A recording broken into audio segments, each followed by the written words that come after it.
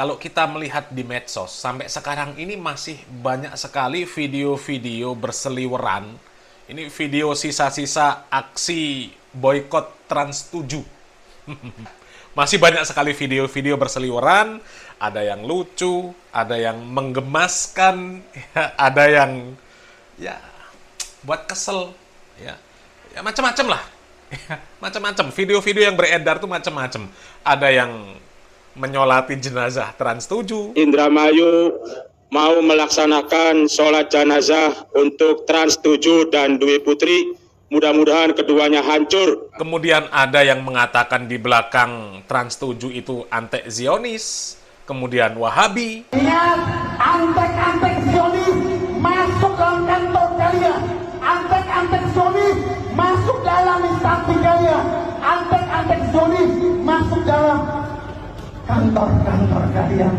Kemudian ada yang sampai mau menggorok leher karyawan Trans 7, ya, kemudian mengatakan darahnya halal, bahkan katanya kalau memang ada perintah, ya, perintah untuk membakar gedung Trans 7, ya itu nggak sampai 10 menit gedungnya hangus. Saudara-saudara Trans TV yang masih muda-muda, kalian ingat sejarah, sudah ribuan anak Ansor dan Banser tewas memperjuangkan Republik ini. Kalian ada Nahdlatul Ulama. Jangan sampai kader-kader Banser menggorok leher kalian. Ada Banser menggorok PKI. Halal darah kalian apabila kalian mengolok-olok ulama Nahdlatul Ulama. Kami kader Ansor dan Banser siap menjalankan perintah para kiai. Apabila kiai perintah, hari ini kami golok. Siap. Agar kalian tahu, saudara-saudara Trans TV, Trans 7, ya. Ingat, kehadiran kami di sini, ini masih representasi perwakilan. Kalian bayangkan 100 juta umat Nahdlatul Ulama. Apabila datang ke kantor kalian membakar ini, saya kira tidak sampai 10 menit akan hangus ini. Kemudian ada lagi yang sampai mengatakan Trans 7 anjing, Trans 7 iblis.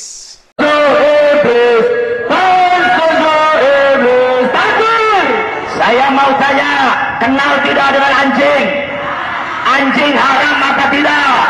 Najis apa tidak? Tapi anjing benci enggak dengan ulama? Anjing benci enggak dengan habaib? Berarti yang benci dengan ulama dan habaib lebih najis dan lebih haram daripada anjing. Dan setuju anjing. Dan masih banyak lagi video-video yang lain, ya, termasuk yang satu ini. Ini ada video dari seorang anggota DPR. Ini anggota DPR, katanya si santri juga ngakunya. Ini pembahasannya juga nggak kalah lucu dengan yang lain. Nggak kalah lucu dengan yang lain.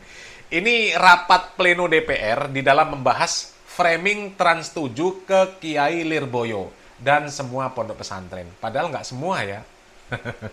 Nggak semua ya. Coba kita lihat videonya.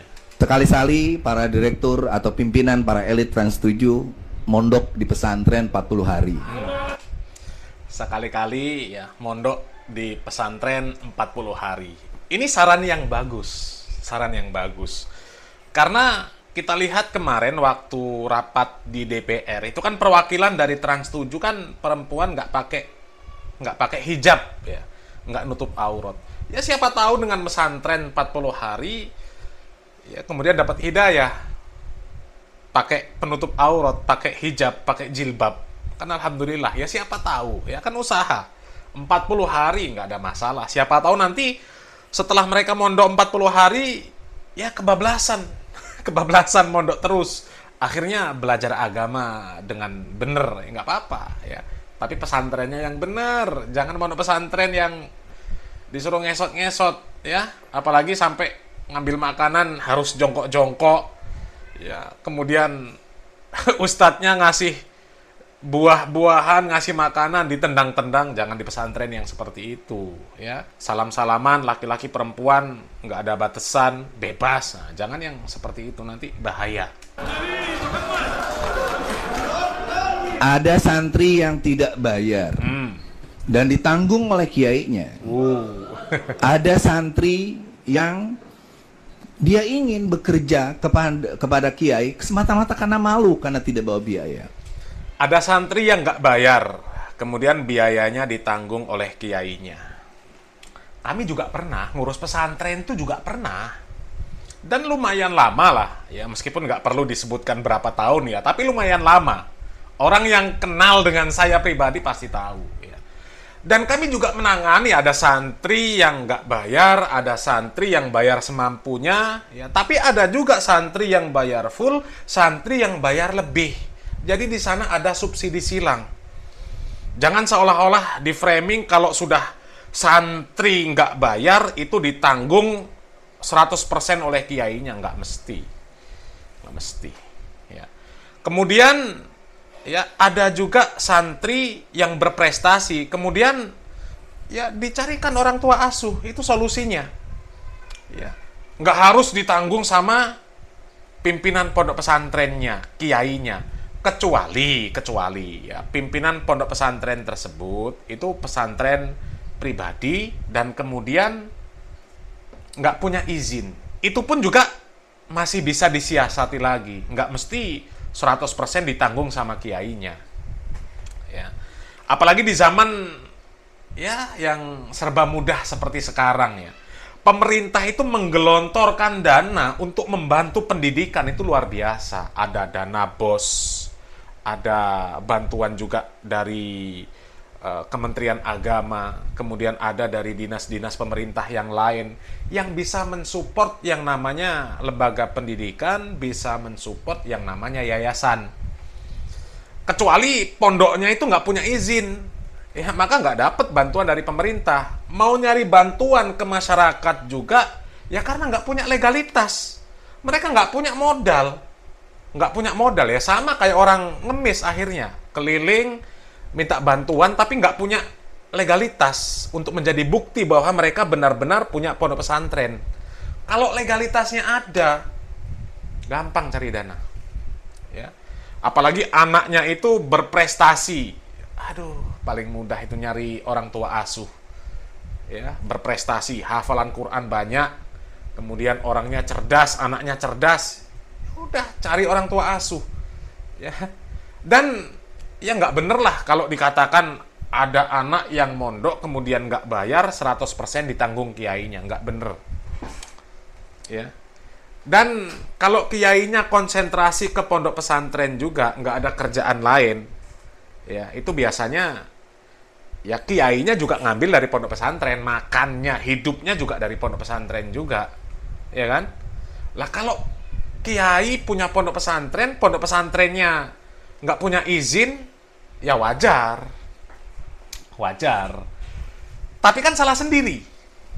Kenapa nggak izin? Kalau ada izin kan ada bantuan dari pemerintah. Kan seperti itu. Jadi jangan didramatisir seolah-olah kalau ada santri yang mondok nggak punya biaya, kemudian biayanya 100% ditanggung sama kiainya. Itu nggak 100% bener. Ya, nggak 100% bener. Ya, kami pun juga ngalami yang seperti itu. Ada santri yang nggak bayar, ada yang bayar semampunya. Ya ada subsidi silang. Kemudian cari muhsinin. Ya pondok pesantren itu banyak kok yang mau berinfak, mau bersedekah di pondok pesantren. Banyak. Banyak. Apalagi negeri kita ini mayoritas ya penduduknya kaum muslimin. Ya, kalau diajak gotong royong untuk mendirikan pesantren, untuk mengelola pesantren, asalkan pesantren itu nggak murni bisnis, insya Allah masyarakat siap membantu. Itu saja sudah. Ya, pemerintah saja bantu, gampang kan? Ada dana BOS, ya, ada dana dari Kemenak, ada dana dari dinas lain. Ya. Jadi nggak usah terlalu didramatisir seolah-olah ya kiai itu menanggung 100% biaya santri yang nggak bayar. Padahal ada subsidi silang, ada bantuan dari pemerintah, ada infak dari kaum muslimin, ya. Ya kalau pondoknya berkembang, kiainya ya hidupnya dari sana juga, ya kan? Tapi lihat, ada seorang ustadz yang saya tanya berapa digaji. Dia bilang jangan tanya kami digaji, karena menurut kami berkah itu lebih penting daripada gaji. Ini lucu. Berkah lebih penting daripada gaji. Ya lihat kondisinya.